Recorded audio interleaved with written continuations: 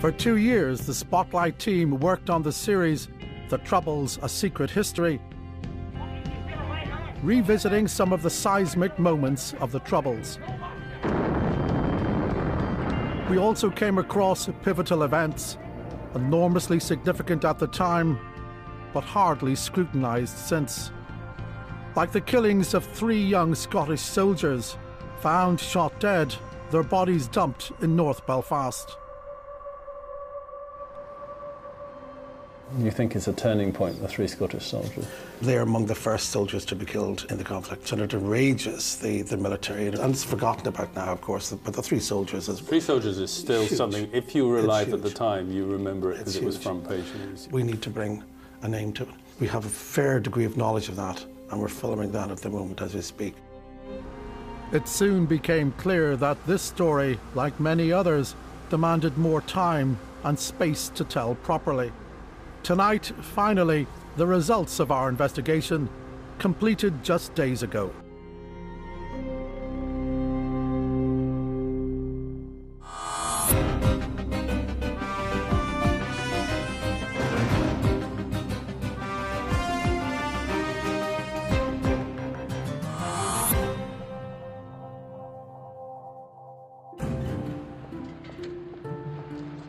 The first months of 1971.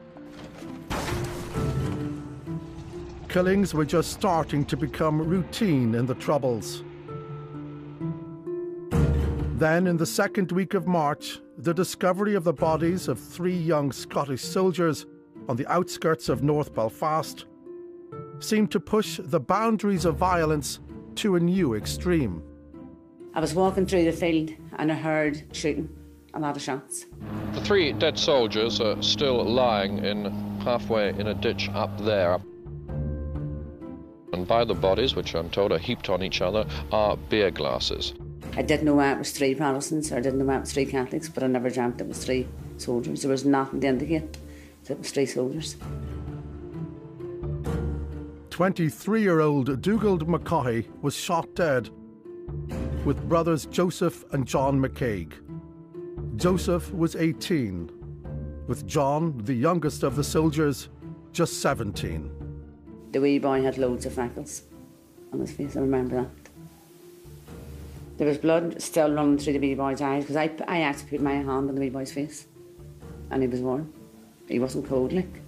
He definitely wasn't cold, he was warm. The off-duty soldiers had been drinking in a city centre pub before being lured to their deaths by members of the IRA. They just shot and dumped on top of each other. The troops on duty at first believed the dead men were civilians. In the beginning, they were merely acting as guards for the RUC detectives at the scene. But then the papers on the bodies identified them as soldiers. The news spread to the troops, and their anger was immediately apparent. The killing of off-duty soldiers was unprecedented. By this time, only 3 soldiers had been killed by the IRA. This is not the sort of thing we're used to, and these were 3 decent, ordinary, young soldiers doing a difficult job, cheerfully and courageously. At the time, the IRA denied involvement. That was a lie.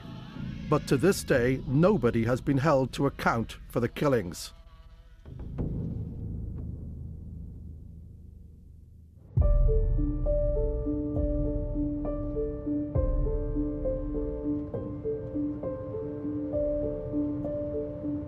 The killings would have an enduring impact in Belfast and beyond, but they tore the heart out of the families of the soldiers.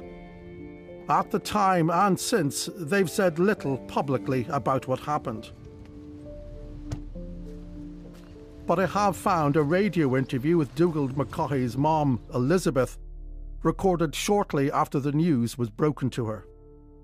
What did you feel about him going into the army and going to Ireland? I was quite pleased when he went into it because it was a life for him and he loved it, you know, and he had nice friends.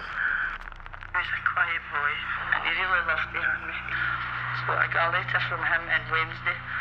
He said he was with Dougal and they were all right and I wasn't too worried.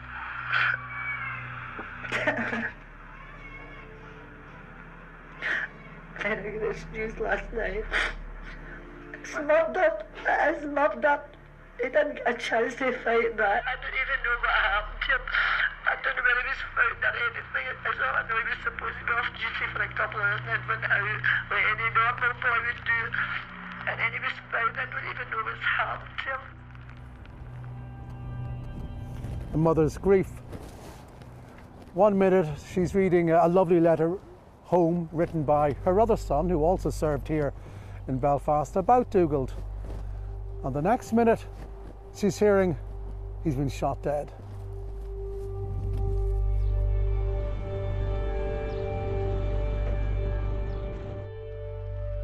Public shock at the killings turned to anger. Thousands of the largely Protestant workforce at Harland and Wolff joined a huge protest march.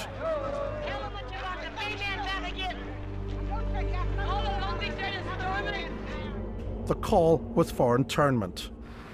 The security forces know the men in this town that has the guns and are using them, and they can very easily go out and lift them and put them where they should belong.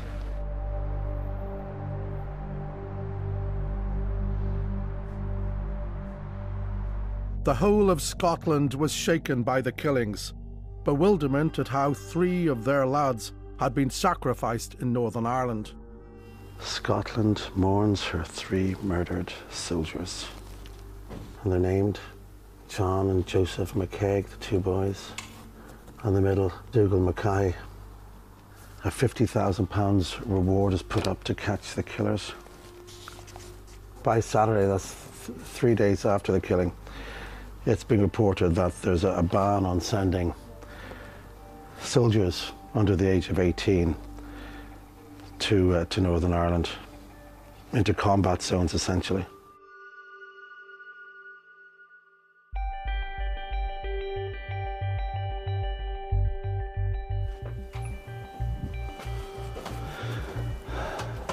Come on, get your bum in here. Tommy, how are you? Thanks very much, lovely to meet you. Tommy Anderson served in the Royal Highland Fusiliers with Dugald, Joseph and John. He never left Belfast and now lives a mile away from where they were killed. Well, you know why I want to talk to you, don't you? Yeah, I do. That day, they'd walked together from Girdwood Barracks in North Belfast to enjoy a day out in the city centre. How many of you? There were 6. And we just walked along the Antler Road, chatting as usual, carrying on, and then we went down into the town. When we go as far as Royal Avenue. You split then?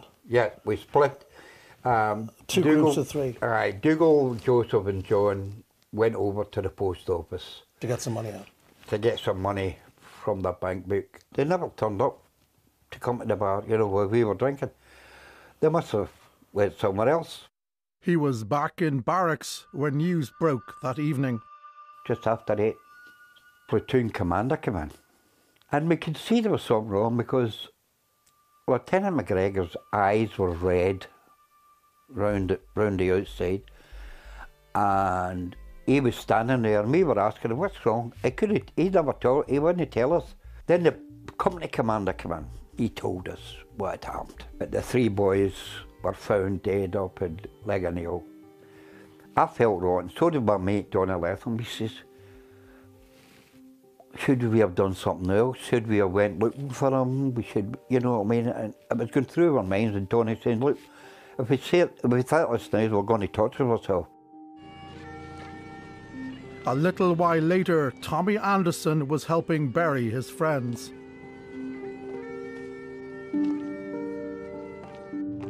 We were told to go up to the graveside one at a time, and that was the hardest part for me. Because when you went up there, you were standing facing the families, and the families were breaking their heart. You don't actually look at the coffin, you know what I mean? You're saluting to your front. But when you're saluting to the front, you're saluting at the family, because they're there watching you doing this. And they're all crying, you know what I mean? And they're all hugging each other. And it was heartbreaking, you know what I mean? So you saluted, and while I was saluting, the tears just They couldn't stop, they just came out.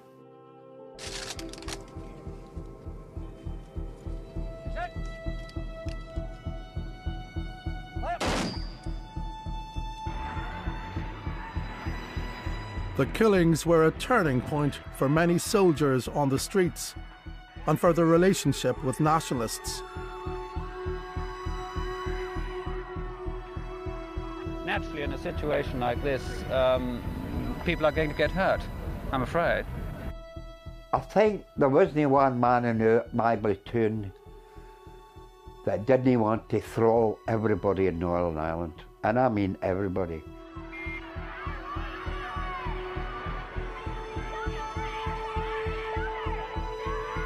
Because these were our mates, our brothers, you know.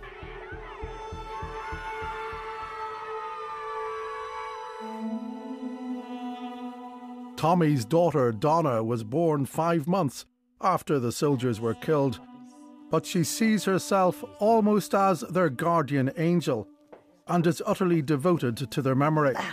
This photo here has been taken myself, taken in Ayr, where John and Joseph are buried. This is their grave.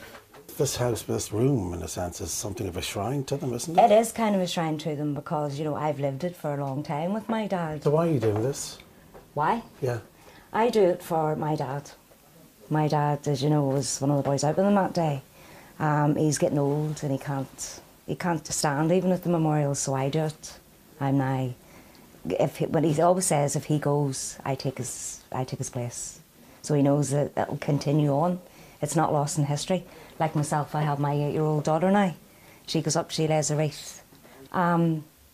It's heartbreaking to watch the families going through it. It's just at the end of the day, it's closure. They need closure. Do we not know, basically, the facts are members of the IRA took the three young soldiers up to Lake Neil and shot them dead. Why do we need to know more? And what more do we need to know? We need to know who did it. We need to know someone to claim it. No one claimed it. And the way they fell, you know, and just left there like garbage.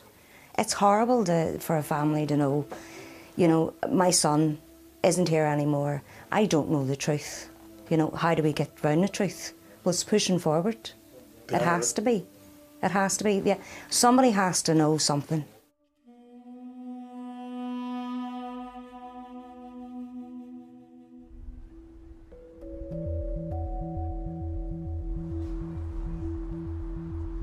Our own investigation begins properly when we meet a former murder detective who did a complete review of the case in 2010. Dave Hoare, who would make an important contribution to the series The Troubles: A Secret History, knows more about these killings than just about anyone. Dave, how are you? Listen, you're a star. Hello, Dara. Thanks very much. Thanks very much for coming. I've got a coffee for you. Thank you. The first sighting of them was at about 2:30 that afternoon in the Abercorn bar. No, that's, I think, on Castle Lane. Yes, that's right, yeah. And then the next sighting of them is in Mooney's bar. And in there, they were seen talking with two men. The description of one of the men closely fitted Patrick McAdory, who was a member of the Ardoyne IRA. And senior member of the IRA? Yes. Yeah. To this day, many believe that women were used to lure the soldiers to their deaths. A honey trap. I'm hoping Dave Hoare will clarify this while taking me to a key location from that fateful evening.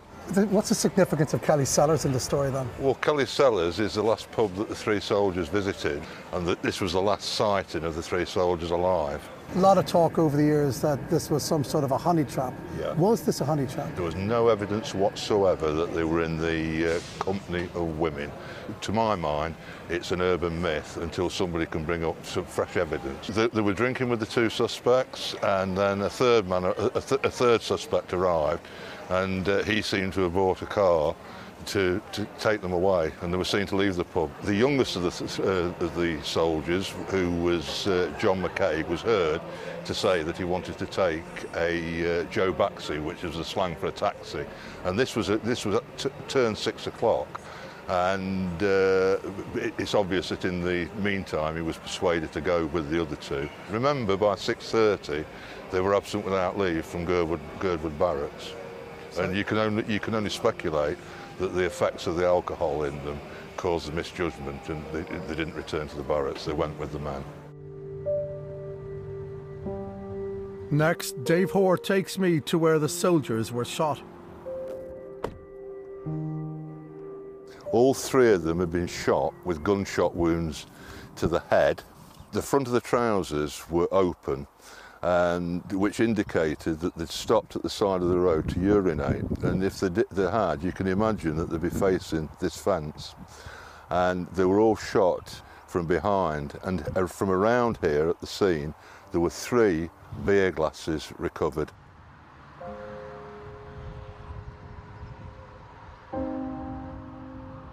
From looking at the material that I reviewed, I don't think they knew what was happening. It was a totally callous and cowardly murder.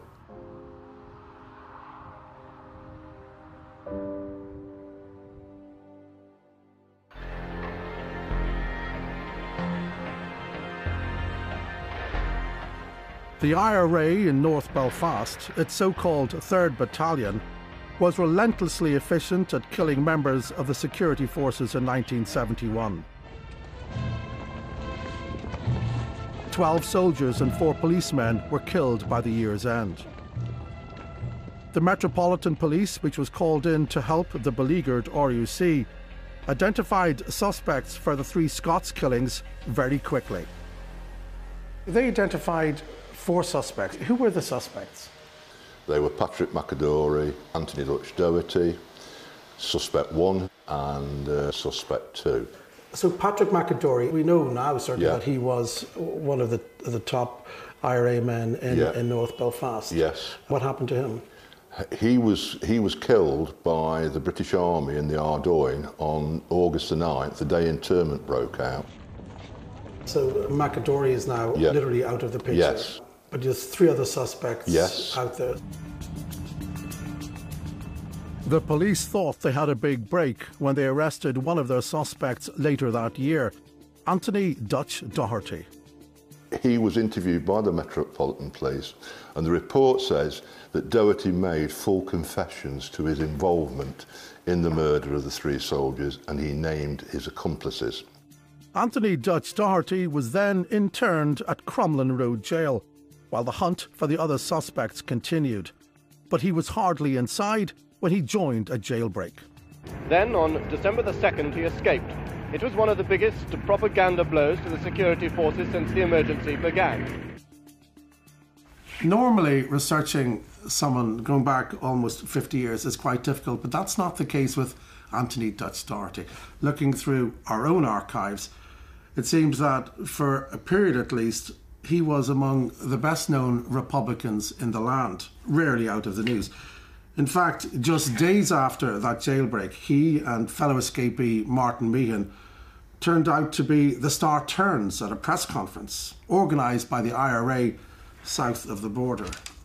The star attractions escaped from a Belfast jail. They're among the most wanted IRA men in Ulster. When we were arrested on the 9th of November, the brutality that I suffered and Tony here suffered before the interrogation, we felt like dying just before we got that big a beating. In fact, I said... Meehan was, in fact, later awarded compensation for his injuries, and investigators discovered that Doherty's confession was inadmissible. A judge found that the process of interrogation at the time meant admissions couldn't be regarded as voluntary. And because Doherty's contaminated statement was the only real evidence against himself and one other, Suspect 2, it meant investigators were left with no case against both. British government's application for extradition is... The police still wanted to question Doherty about the 3 Scots and to charge him for alleged weapons offences. News reports followed their protracted efforts to extradite him to face those charges. But Doherty eventually beat off the extradition warrant, as he explained from Dublin in 1975. Well, they appealed that it was political case, and they had no right to send me back north. Would you say shooting at security forces was a political offence? Yeah, it was. Well, I was there to protect the minority people, and the security forces were coming in. And, well, they were shooting, so they were. So the only thing you have to do is shoot back to defend your people. That's Anthony Dutch Doherty 45 years ago. There's a certain irony that it's almost easier to find him decades ago than it is to find him today. Looking for him involves speaking to his friends from back in the day, finding and persuading members of his extended family to speak to me. I mean, he could be dead. I just don't know. I did get one break recently when I found a Facebook page suggesting that he has close family in Dublin. So that sounds like a good place to start.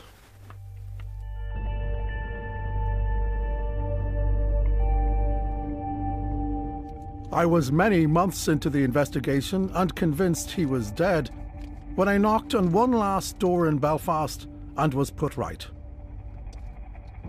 Turns out Anthony Dutch Doherty is not dead. He's very much alive and he's living in Dublin. And I'm on my way to see if I can speak to him right now. Thanks to Facebook, I do at least know what he looks like.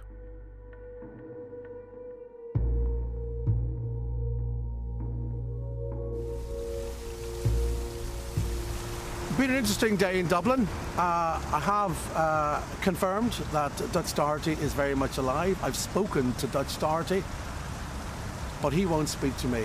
He says he's nothing to say about what he did or didn't do all those years ago.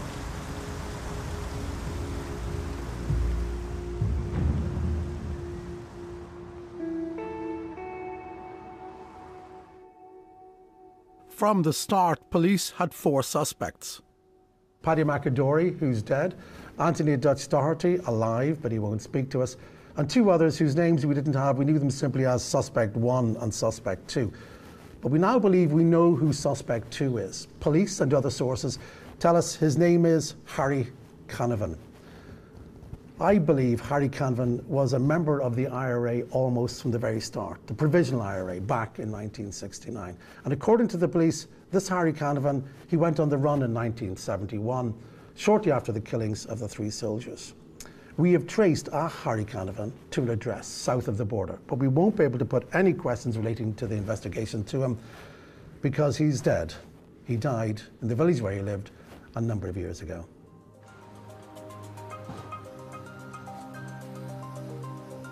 So that just leaves Suspect 1.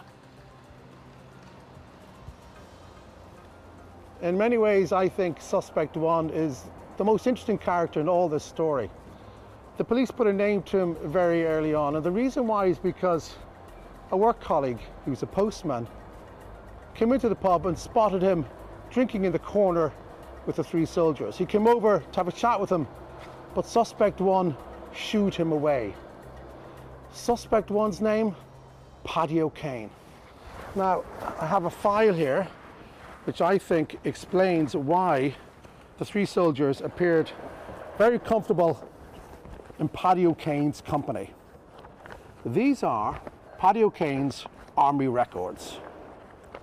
Paddy O'Kane was a member of the Parachute Regiment. And in here you see when he joined, 1957, when he left, 1964. You see his service record, Cyprus, Jordan. You see that when he left, his military conduct was rated as very good. And this here is a photograph, it's a rare photograph we have of him, of Paddy O'Kane back in the late 50s, we think, with 2 para boxing team, and that's him here. You can almost see them in your mind's eye, the old soldier and the young recruits, all soldiers together, sitting down, supping a drink in a corner of the pub. He was 36 years of age, so slightly fatherly figure. You can imagine the soldiers feeling totally comfortable in his company as he regales them with tales of his army exploits, and them feeling not just comfortable but perfectly safe. Safe enough to get in a car with him and others and drive to what maybe was sold to them as a party or another pub in North Belfast.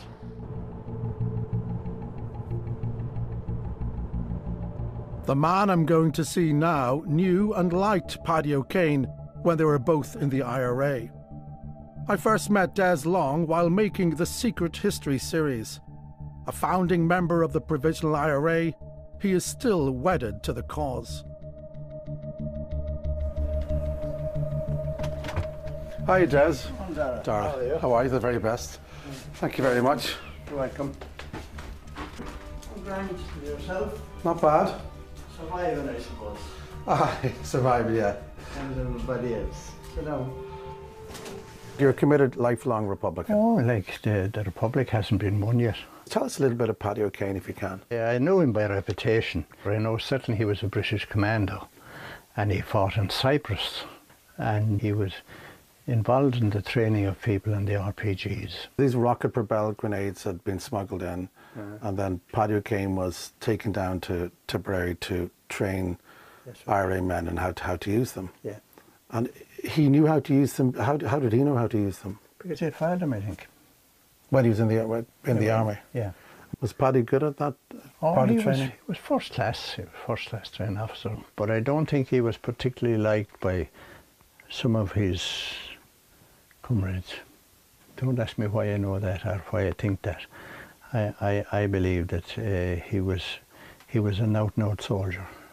Maybe that didn't suit the politicians. And I know he was on the run because the shooting of three British soldiers in Belfast. He believed he was involved in that.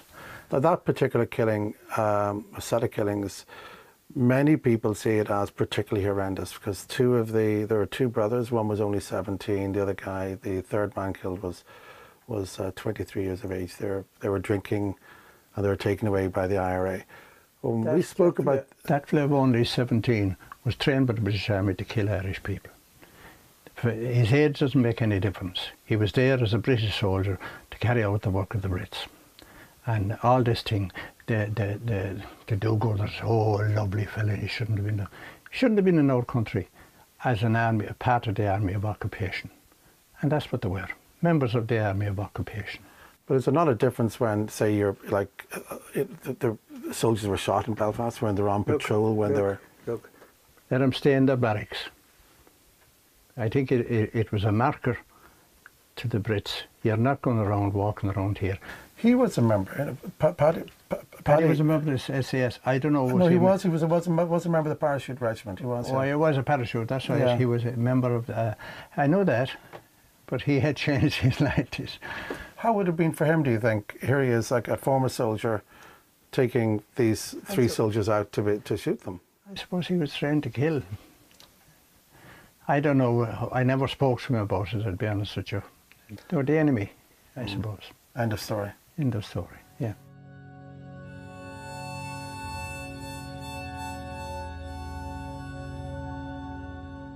Des Long is pretty certain that Paddy O'Kane is dead. What I now know is that sometime in the mid-70s, O'Kane left Dundalk, where he had been living, and moved to Shannon, a couple of 100 miles south. This isn't a big town. I think we'll find Paddy O'Kane's family, if they're here, pretty quickly. I think whether it be through door knocking or just talking to people or tip off from somebody, or whether one of our phone calls to some of the community representatives pays off, I think we'll find him. I think we'll find him by the day's end.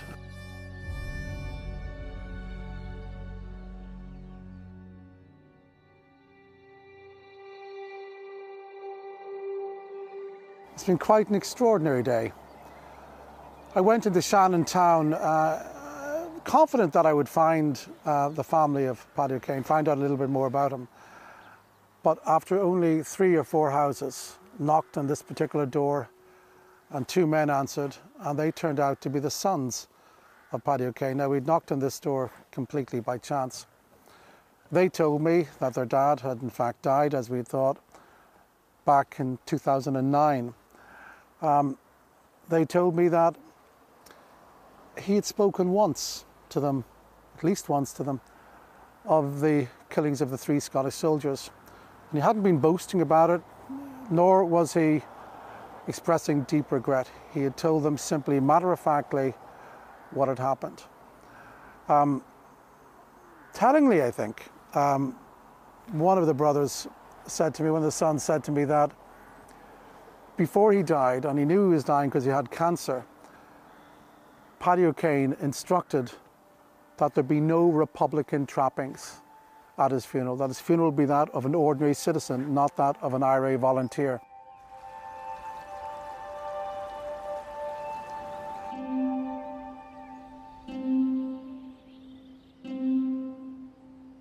So somewhere in here is Paddy O'Kane's final resting place.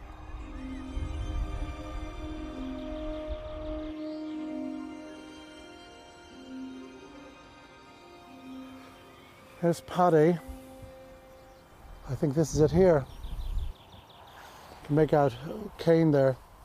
It's Paddy O'Kane. Birthday 18th of September 1935. His death 25th of March 2009. There's no sense here whatsoever of his IRA past, of what he did and was alleged to have done. Just ordinary Paddy O'Kane. But he left some mayhem in his wake.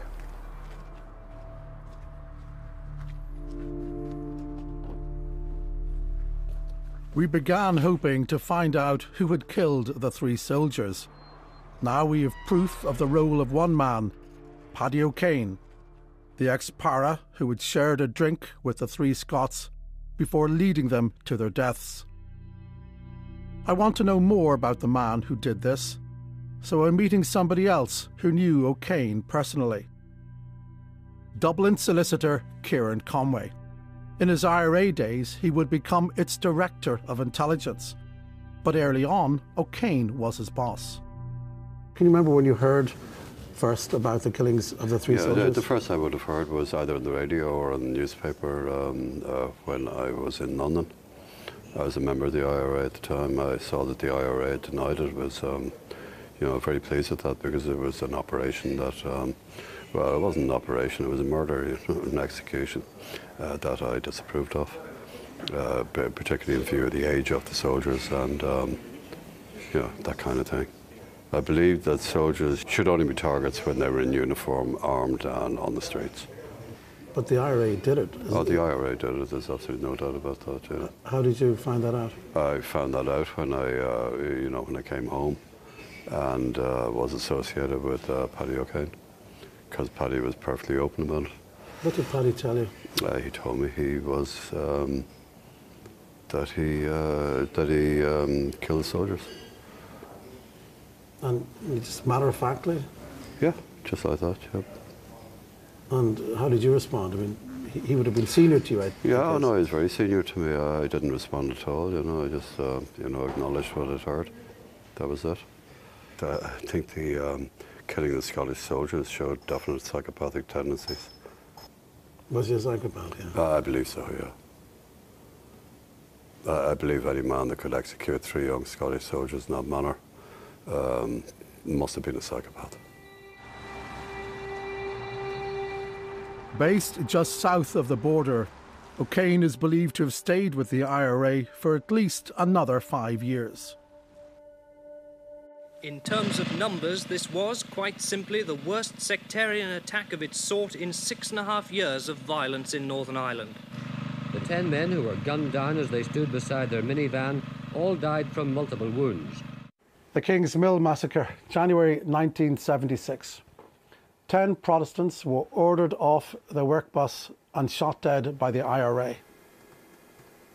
See, I grew up with these lads. I knew them all. They're all local lads. Oh, 10 fellas just wiped the face of the earth from someone that had never known trouble. That was the hardest to take. That was the real pain. Just as with the killings of the 3 Scottish soldiers, the IRA never admitted responsibility. The killings had something else in common. A chief suspect, a former member of the Parachute Regiment, Paddy O'Kane.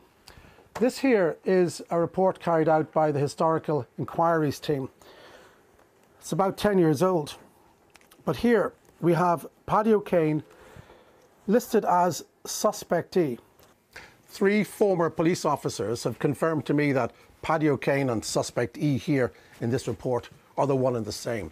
Now what this means is that Paddy O'Kane, the man who we have established was centrally involved in the killings of the 3 Scottish soldiers, was also a lead suspect in one of the most horrendous sectarian killings of the entire Troubles. We did raise this with his family and remember that they were candid about their father's role in the killings back in 1971. But they said they knew nothing of any allegations connecting their dad to Kingsmill. But they did tell us something else. They told us that back in 2007, their father received what's come to be known as an on-the-run letter. Now, that's not an amnesty. What it is it's an acknowledgement by the authorities that the recipient, in this case, Paddy O'Kane, is not at that point wanted by any police force in the United Kingdom. Paddy O'Kane will go on to live out the rest of his life a free man.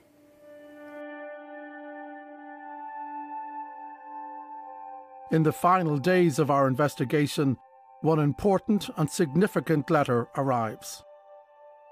So an email has just come in here from the man who I think is the solicitor for Anthony Dutch Doherty. Now, we had written to Doherty after we had approached him and we asked him, notwithstanding the fact that he didn't want to speak to us, did he have any comment to make on what we were planning to say about him, which is that he was a suspect in the killing of the 3 soldiers. Now, this is the letter here. This is the key thing here. Our client, Anthony Dutch Doherty, vehemently denies any involvement in the murders mentioned in your correspondence and takes grave exception to your communication. So there you have it. Anthony Dutch Doherty, through his lawyer, is absolutely denying any involvement in the killings of the 3 soldiers.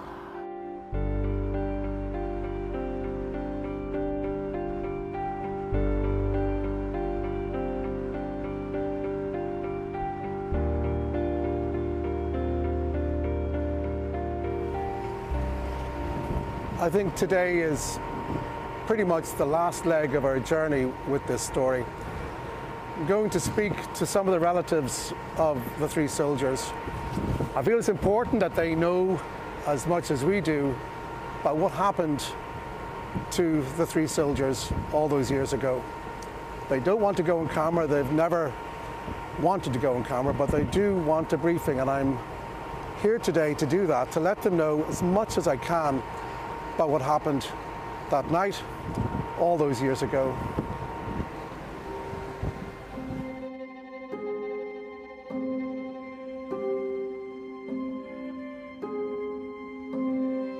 The McCaig family were happy to share these pictures of John and Joseph.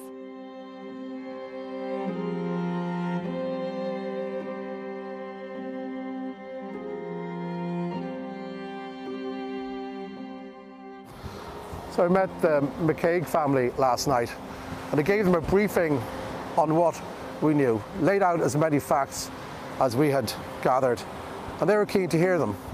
But at the end of it, they made clear one thing, that as far as they are concerned, events of that night can never be undone. They will never have any closure.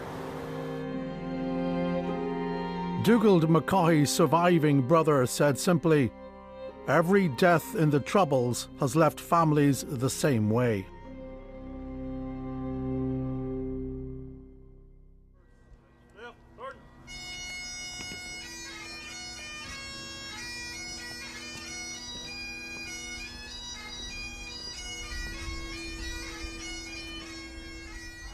I welcome you all to this annual service here at Ballyselling Avenue this afternoon. As we remember with pride, thanksgiving and sorrow, the lives of Fusiliers John McCaig, Joseph McCaig and Dougal McCaughey.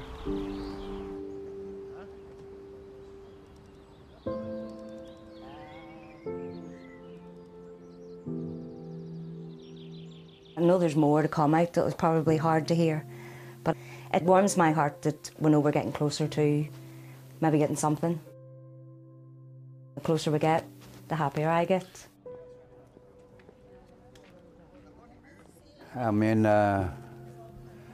every time I talk about it, it comes back, you know what I mean? People didn't realise that when you serve with a guy for so long, it doesn't matter how long it is, you become brothers.